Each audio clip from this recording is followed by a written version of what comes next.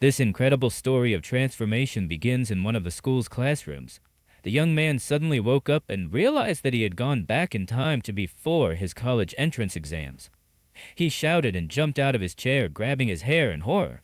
He couldn't understand why fate had decided to throw him back in time.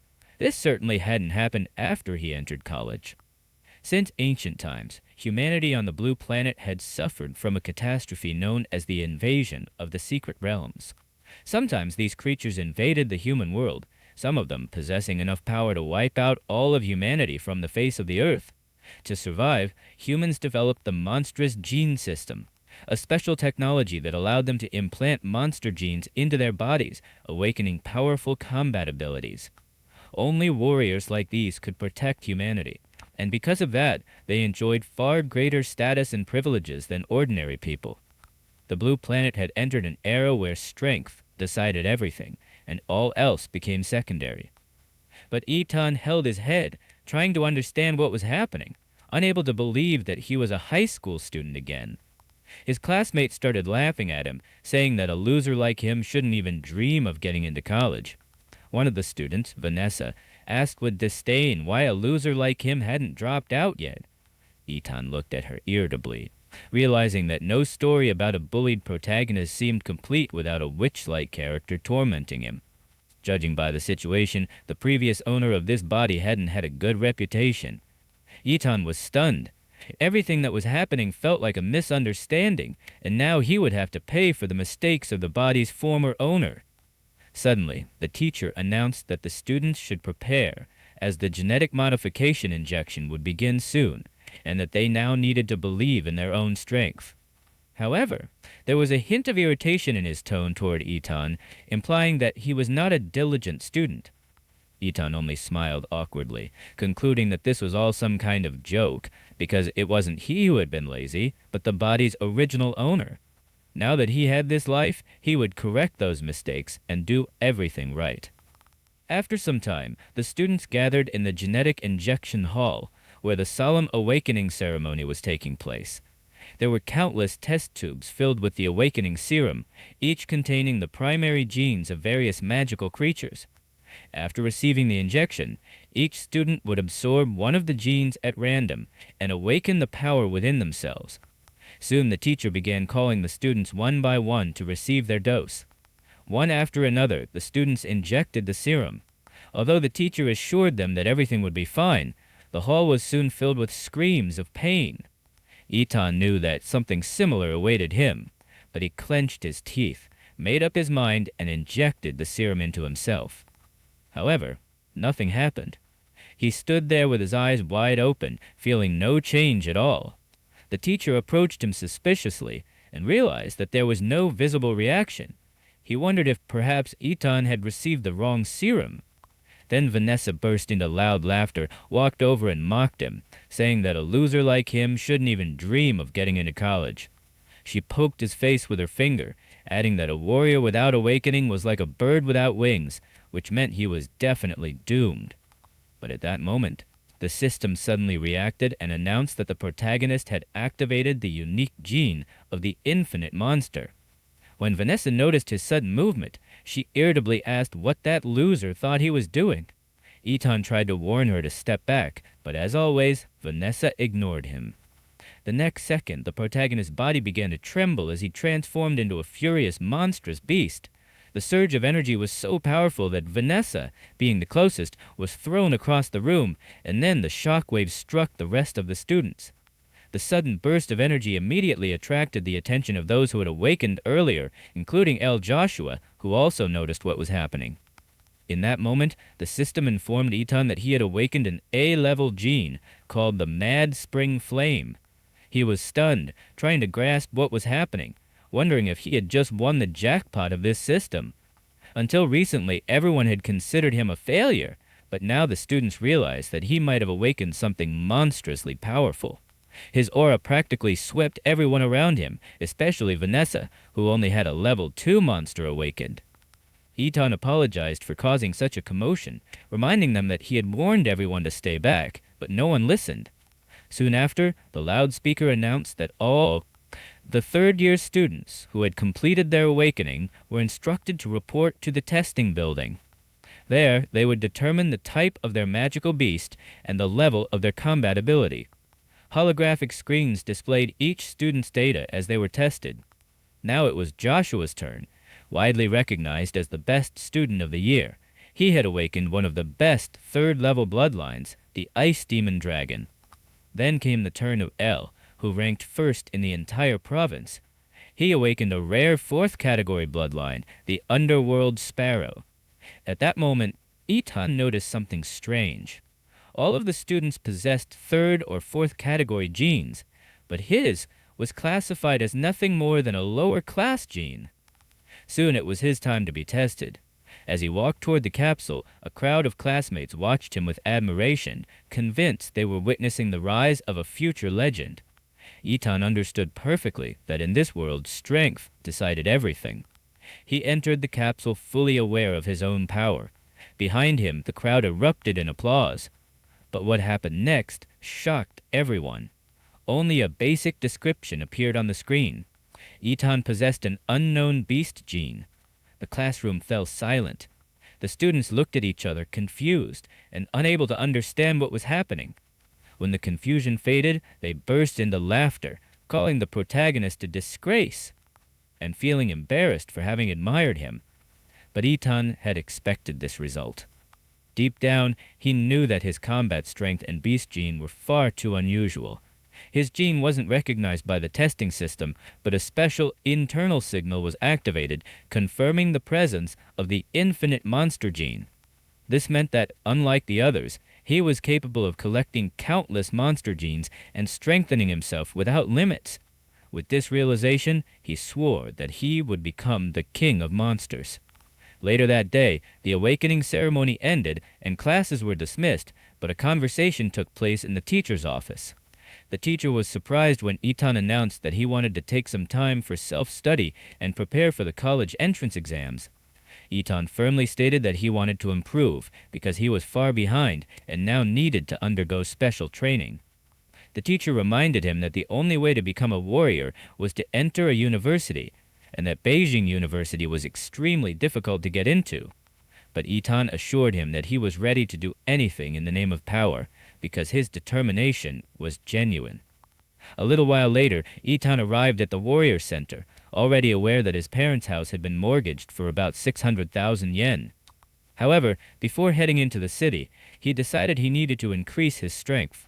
According to the Monster Gene Project data, each gene started with 1% compatibility, but in Demola's model, the number was 3%.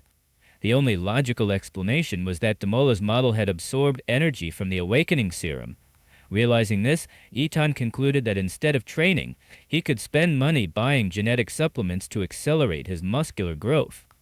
However, the moment he passed through the turnstile and entered the building, he was met with a stunning sight. Warriors with awakened bloodlines were everywhere.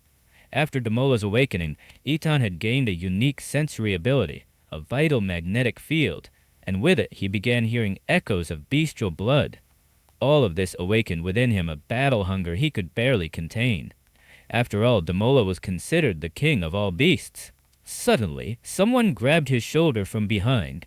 It turned out to be a warrior who advised him not to stare at people so intensely. She then asked what had brought him to the Warrior Center, and Itan calmly replied that he had come to buy a genetic serum. The girl decided to help, though she was surprised that he was using genetic medicine at such an early stage. Warriors generally waited until their blood reached its developmental limit before using such drugs in order to maximize their effects. At his level, the only version suitable for him was the basic entry-level serum, which cost around 400,000 yen, and that amount terrified him. Fortunately, the girl gave him a business card, a recommendation from an experienced warrior, allowing him to obtain a good discount. In the end, Itam thanked her and moved on, hoping that fate would bring them together again. Now that he finally had some money in his pocket, his hands were full with things to take care of. Afterward, he withdrew part of the money and went to a weapon shop for warriors. Later, in his apartment, he began the recovery process. Ethan injected himself with several doses of the genetic serum and soon felt unbearable pain. When the process ended, Ethan collapsed to the floor, exhausted, realizing that for the first time he had truly experienced what it meant to level up. However, the result was impressive. In just a few minutes, he achieved what others took years to accomplish. The next step was to travel to the secret dimension. These rifts were classified from Class S to Class E, with higher classes containing stronger beasts. Soon, Aitan found himself at the rift and realized that there were fewer people around than he had expected. Perhaps all the valuable resources had been taken long ago. Realizing this, Aitan approached the checkpoint and requested authorization to enter the rift. Without hesitation, he walked toward the shimmering portal. The closer he got, the more excitement welled up inside him. To him, this was the beginning of the path to true greatness, to become the king of all beasts. Aitan ran, leapt, and filled with joy, dove into the glowing rift. Once inside the new dimension, Aitan immediately noticed that the dungeon was divided into 3 stars, Kanlan, Anwei, and Taijin. Although he had seen images of secret worlds in textbooks, seeing them with his own eyes was an entirely different experience. As he admired the landscape, a first-class monster, the saber-toothed rabbit, silently crept up behind him. In the blink of an eye, the creature lunged at him, aiming for his back. However, Aitan sensed its presence the moment it jumped. With lightning speed, he grabbed it by the ears while it was still in the air. A sinister smile crept across his face. He found it amusing that such a foolish creature believed he wouldn't notice it. Activating his vital magnetic field, Aitan effortlessly crushed the rabbit's skull, and then he received his first magic core, the saber-toothed rabbit core, which turned out to be of mediocre quality and worth only a few thousand yen. Aitan realized that collecting too many low-level cores was pointless. It would be better to hunt at least second-level beasts. As he considered this, a corpse-eating demon, a second-category monster, appeared nearby. Aitan drew his sword and charged forward. He remembered from the monster encyclopedia that the creature's back was covered with strong armor, but its abdomen was far less protected. He delivered a precise strike to that exact spot, cutting through the lower carapace and piercing the soft flesh beneath. In response, the monster curled its worm-like body into a ring and spun violently, attacking him with a rotating strike. Sensing the danger, Aitan drove his sword into the ground and activated his martial technique. A powerful wave of energy surged forward and struck the monster directly in the abdomen. However, the attack wasn't enough to kill it. In a fit of rage, the corpse-eating demon spat out several spinning discs. Aitan dodged skillfully, displaying incredible reflexes, but his clothes couldn't withstand the barrage. The fabric tore under the strikes. Aitan cursed, complaining that the suit had been expensive and insulted his troublesome opponent. He realized that with his current strength, he wouldn't be able to defeat it. Without powerful combat techniques, he couldn't unleash even half of his true potential. So, Aitan decided to use his greatest advantage, the power of the Demora bloodline. His physical strength increased dramatically. His hands transformed into a bestial form, with sharp claws and hardened skin. When the corpse-eating demon attacked again with its mouth wide open, Aitan leapt straight at the creature and began tearing it apart from the inside. The monster roared in agony, but within seconds, Aitan broke through its carapace and burst out, ripping a path through its abdomen with his fists. After the transformation completed, he felt intense heat radiating from his body, like a jet engine ready to explode. His short sword was lying on the ground, completely corroded by the monster's venom, the weapon unable to withstand even a battle against a level 2 creature. Then Aitan realized that he was extremely hungry, probably because his body had consumed tremendous energy during the fight. Suddenly, an enticing aroma reached him. The source was the green magic core of the slain monster. Giving in to temptation, Aitan abandoned caution and swallowed the entire green core. It dissolved inside him, and almost immediately, his compatibility level rose from 7% to 7.3%. He was stunned. After spending hundreds of thousands of yen on genetic potions, he had only gained 1%, but this single core had given him a 0.3% increase. Realizing how much money he had wasted, Aitan nearly broke down in frustration. But he chose to turn his disappointment into motivation. That night, he would begin a real hunt. He activated his vital magnetic field, releasing a pulse of energy that allowed him to sense every living creature within a wide radius.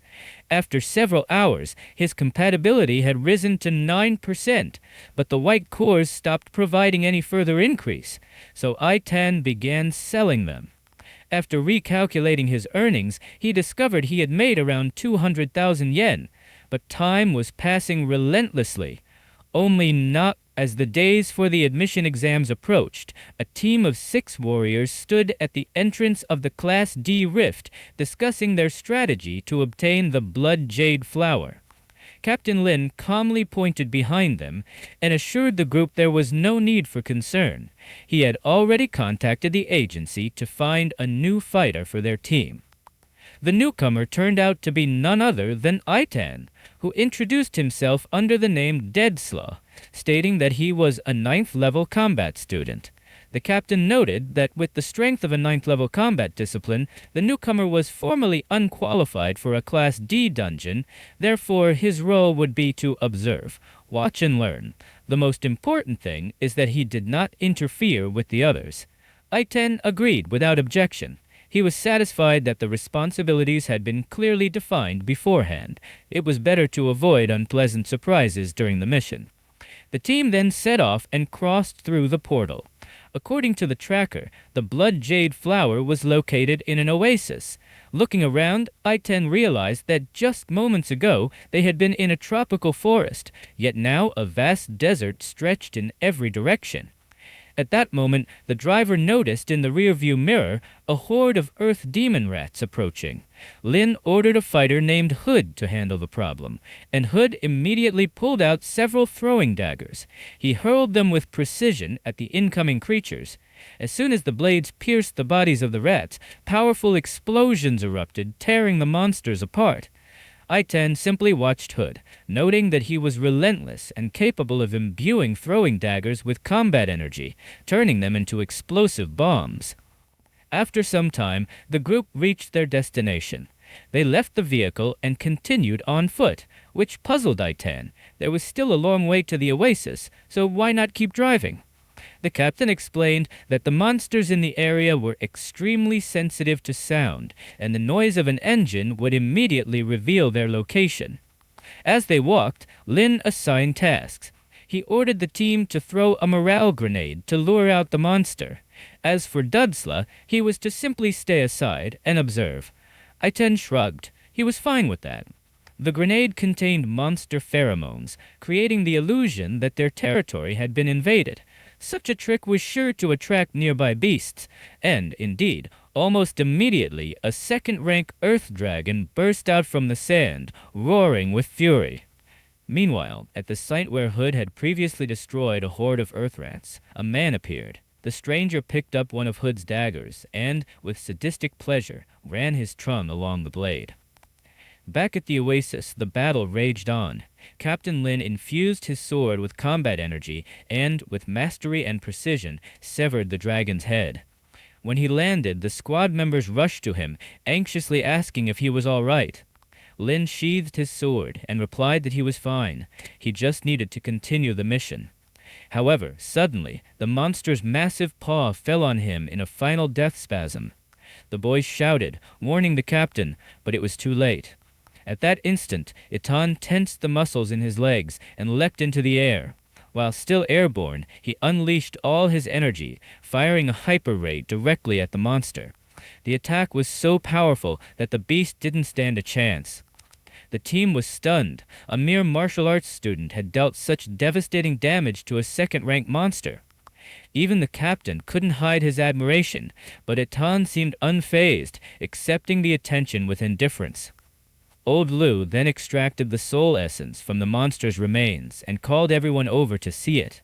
It looked like a huge fruit, and the man was astonished by its exorbitant value. Lin confirmed the price and added that the battle had been close, but now they would surely be able to locate the blood jade flower. However, Rude suddenly struck him from behind. With a treacherous smile, he said there was no point thinking about that now. The captain would die anyway. Everyone was shocked. No one could believe Rude had betrayed them. Gathering his last strength, Lin tried to counterattack, but Rude instantly retreated. He stepped back beside a large man who had been seen lurking nearby earlier. The brute, named Hopang, lazily explained that Rude was simply fulfilling his purpose, to get rich at the expense of others. Itan, stunned by the situation, asked the team if they knew the man. Hopang answered that he was known as a thief of warriors. Old Lu came to aid Captain Lin, but upon reaching him, he was horrified to discover that the dagger that had pierced the captain's body was poisoned. At that moment, Itan remembered Hood's explosive daggers. It seemed that Hood had embedded tracking data in them, transmitting information about the location of their target. Hood, noticing Itan's gaze, gave him a sinister smile. He mocked him, saying in a derisive tone that the boy didn't seem as stupid as he looked. With the admission exams approaching, he should be sitting in school instead of walking hand in hand with death. Annoyed, Rude threw one of his daggers, declaring that Itan was being far too arrogant. But Itan caught the flying blade between two fingers and simply laughed, thinking that Rude was the one who was overconfident, blinded by his own pride. Realizing it was time to clean up, or, as he put it, take out the trash, Itan prepared himself. Rupeng smiled, finding the young man rather interesting, and ordered Rude to bring him Itan's head. At Rupeng's signal, Rude instantly drew several daggers and hurled them at the protagonist with incredible speed. But the boy roared, and the shockwave from his roar shattered the explosive daggers in midair. At that exact moment, Rude vanished from sight. In an instant, he appeared right above Itan, and the team shouted, warning the protagonist to be careful. Itan then raised two fingers to his forehead and commented that it was a good moment to try out a new move. He fired a beam of energy that pierced through the enemy's defenses and punctured his chest. The group stood slack-jawed as Itan knocked out Rude with a single strike, wondering whether this guy was truly a novice. Rupeng was impressed by Itan's unusual genetic technique and suspiciously asked which clan he belonged to. With a dark tone, Itan answered that he was from the clan of Mola, then mockingly asked Rupeng if he was planning to beg for mercy now. Rupeng growled, called him an upstart, and declared that even with genetic technology, Itan could never overcome the colossal difference between them. With those words, Rupeng activated his bloodline, the Black Tyrant Bear. As his massive shadow loomed over Itan, the giant unleashed his combat technique. Itan ducked and fired his beam at the opponent's legs, causing Hopeng to release a beast-like roar of pain, though he still remained standing. Then Hopeng clenched his fists and delivered a blow with incredible force. At the moment of impact, Itan was already in the air. He noted that second-rank fighters were truly impressive. His fiery breath could not even pierce or melt the enemy's bones. When Rupeng leapt into the air again, his enormous palms slammed together, generating a powerful shockwave. But Itan had predicted this. He dodged and instantly appeared behind Rupeng. Realizing the tables had turned, Rupeng's eyes widened as Itan activated another technique. His hands grew in size and filled with combat energy. A barrage of strikes like a tsunami crashed down upon his enemy. Rupeng was completely defenseless, unable to dodge. When the dust settled, Itan stood over the mutilated body of his opponent, which was covered in countless wounds. The team members were frozen in horror, unable to utter a single word. Gasping for breath, Hopeng whispered that the protagonist's technique released poisonous gas, and that such a vile warrior would surely be punished. But Itan looked down at him with cold disdain, his aura flaring with renewed vigor. He struck his opponent again, and the battle came to an end. 9 days passed, and the day of the admission exams finally arrived. The ENDS trial was held at the Central Sports Stadium. The host welcomed everyone present, especially the students, as the annual recruitment process for the advanced martial arts schools had officially begun. The exams followed a tournament format, with candidates fighting in pairs and winners advancing to the next round. The trials lasted 3 days. The first 2 were dedicated to qualification battles, and the third day was for those who made it to the advanced stage.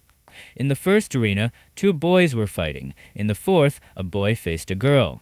However, the situation in the sixth arena was unusual. One contender was alone, and their opponent had not appeared. The announcer noted that the match was supposed to be between Vanessa and Atan, but only Vanessa was in the arena. Vanessa remembered how he humiliated her at the conference.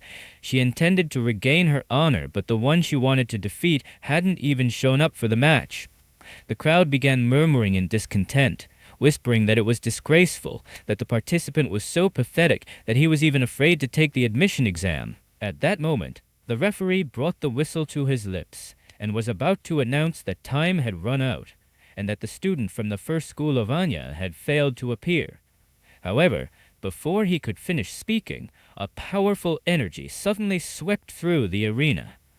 People looked up, astonished, as something approached the sixth arena like a meteor. At first, no one understood what it was. Then the figure crashed into the center of the arena, the shockwave of the landing so strong that the platform trembled. When the dust settled, Vanessa hadn't had time to process anything. Before, a second later, her face was just a few centimeters away from the sole of a shoe flying directly toward her. She had no time to dodge and was instantly knocked out of the arena by the powerful strike. Itan simply remarked with irritation that he had managed to arrive literally at the last second. Otherwise, he would have had to wait an entire year for the next exam. The referee, stunned by the sudden result, loudly announced that Itan was the winner, and the crowd erupted in excitement. Itan gave a proud smirk, enjoying the attention, all thanks to Captain Lin, who had given him the blood jade fruit. After defeating Vanessa, Itan continued his winning streak, first facing a student from N City 4th Middle School, then another participant from the same school. All 3 matches ended the same way. The crowd went wild. People shouted his name, and some even gave him the nickname Van Kick Man. As expected, the host solemnly proclaimed that Itan, a student of first high end, had won 3 consecutive matches and would now advance to the 3rd round. Immediately, a crowd gathered around the protagonist in the stands, and journalists scrambled to ask him which university he dreamed of attending.